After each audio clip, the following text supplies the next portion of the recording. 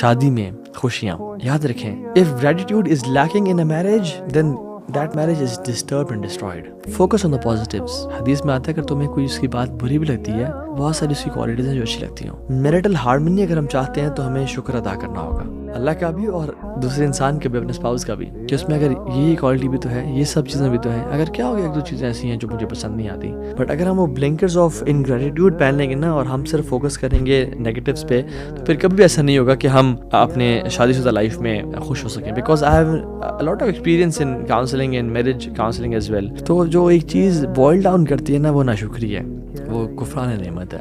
اور دوسروں کی کاموں کا, ان کے فیورز کا, ان کے ہارڈ ورک کا, ان کے احسانات کا کی ناشکری کرنا, دوسرے کی ایک غلطی کی وجہ سے سب کو کینسل کر دینا, یہ بہت بری چیز ہے. اور یہ چیز بڑا دکھ بھی دیتی ہے, اور بڑا one of the biggest reason and catalyst for breaking marriage. سجدہ شکر کرنا, جب بھی کوئی نعمت بڑی ملے سجدہ شکر کریں.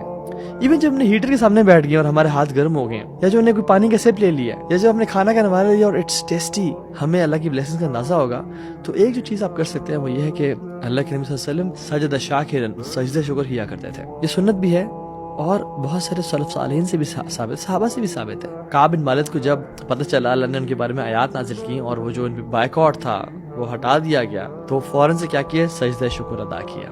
علی بن ابی طالب جب وہ خوارج سے لڑ رہے تھے رضی اللہ عنہ, اور انہوں نے کارپسز اور ڈیڈ باڈیز میں وہ والی باڈی اور وہ والے نشانات دیکھے جو اللہ کے نبی نے ان کو بتائے تھے کہ اگر تم ان ڈیڈ باڈیز میں فلاں نشان دیکھ لو تو تم حق پہ ہوگے. نہروان کی جنگ تھی, اس میں جب انہوں نے دیکھا کہ وہ سائنس پائے گئے اور الحمدللہ خوارج کے خلاف لڑ رہے ہیں, تو سجدہ شاکرن, سجدہ شکر ادا کیا.